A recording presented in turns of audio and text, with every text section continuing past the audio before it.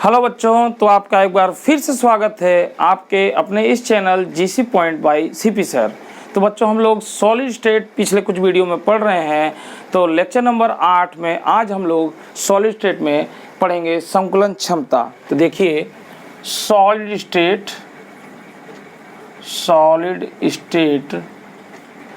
और इसमें lecture number 8, इसमें आज हम लोग पढ़ेंगे संकुलन क्षमता या प्रभाज। तो इसको बच्चों बोलते हैं पैकिंग फ्रैक्शन।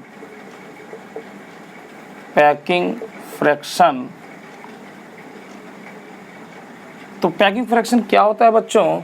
किसी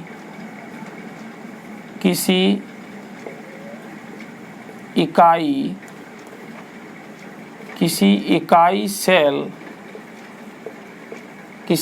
सेल का वह आयतन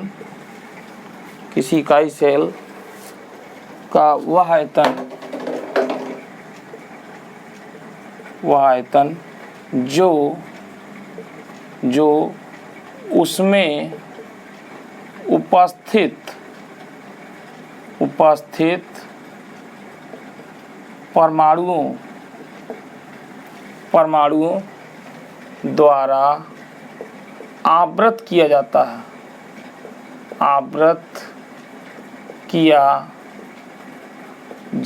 है। किसी इकाई सेल का वह आयतन जो उसमें उपस्थित परमाणुओं द्वारा आवृत किया जाता है संकुलन प्रभाज कहलाता है। संकुलन प्रभाज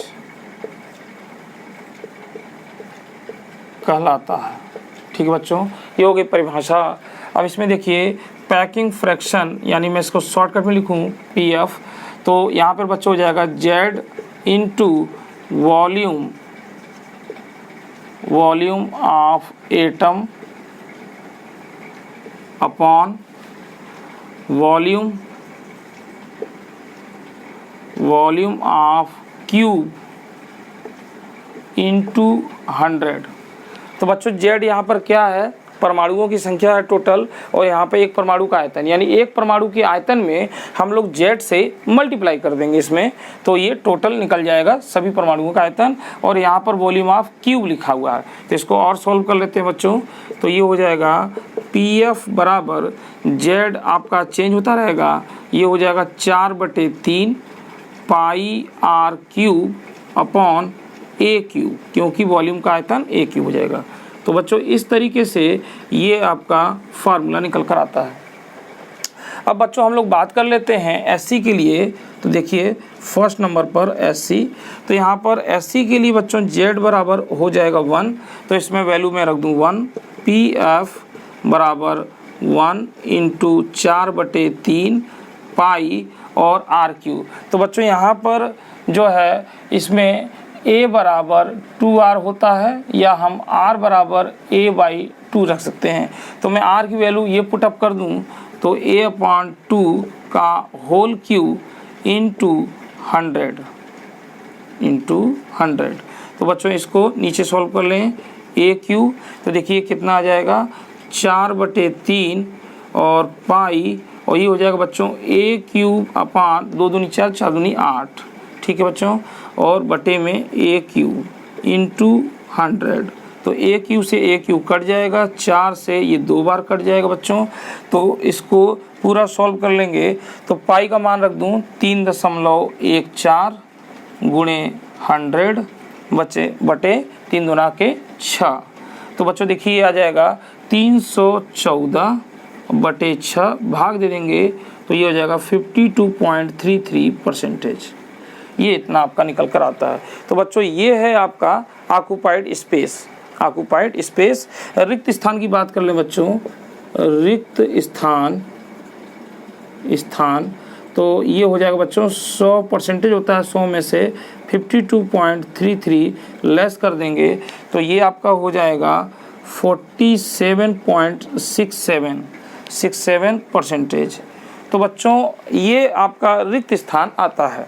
ठीक है बच्चों, इसी तरीके से हम लोग BCC और FCC के लिए भी निकाल सकते हैं। तो चलिए देखते हैं BCC के लिए क्या वैल्यू निकल कर आती है। इसको मैं मिटा रहा हूँ, केवल हम लोग को इसमें चेंज करना होगा।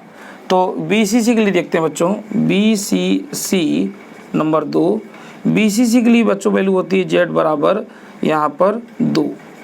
तो मैं यहाँ पे वैल्यू पुट कर दूँ, PF बराबर 2 इंटू 4/3 पाई और R। तो बच्चों यहाँ पर देखिए 4R बराबर जो है आपका होता है A√3, यानी R बराबर हो जाएगा बच्चों A√3/4। तो R की जगह पर हम लोग ये वाली वैल्यू पुटअप करें तो ये हो जाएगा A√3/4 इसका होल क्यूब बटे इंटू 100, और यहाँ पर बच्चों हम लोग AQ। तो बच्चों इसको सॉल्व कर लें तो ये हो जाएगा, देखिए ऊपर गुणा कर दूँ, 4 दूना 8 और बटे 3, 8/3 पाई। और बच्चों देखिए ये हो जाएगा आपका √3 का क्यूब कर लेंगे तो 3√3 आ जाएगा, 3√3 और AQ बाहर है यहाँ पर, और ये हो जाएगा 4 चौक 16, 16 चौक 64 इंटू 100। तो बच्चों यहाँ देखिए काफ़ी कुछ कट जाएगा, और बटे में आपका है AQ। तो AQ से AQ कैंसिल, 8 से 8 बार ये 64 कट जाएगा, 3 से ये 3 कट जाएगा। तो यहाँ पे पूरा वैल्यू रख दें अगर हम लोग, यहाँ पर देखिए बच्चों मैं इधर हल कर रहा हूँ इस पर। तो यहाँ पर पाई का मान हो जाएगा 3.14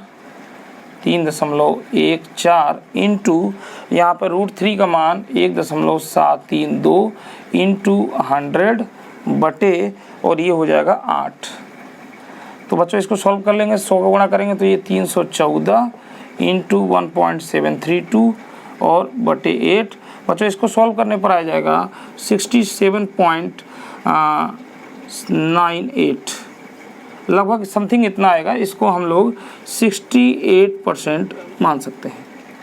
तो 68% बच्चों इसमें ऑक्युपाइड हो जाएगा, 68% ऑक्युपाइड, और उसी तरीके से 100 में से घटा के इसको रिक्त स्थान प्राप्त कर सकते हैं।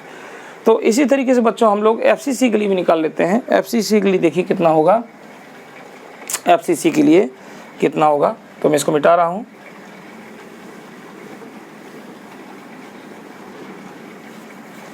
FCC के लिए बात कर लेते हैं हम लोग। तो FCC के लिए बच्चों देखिए यहाँ पर कितना हो जाएगा, ये FCC के लिए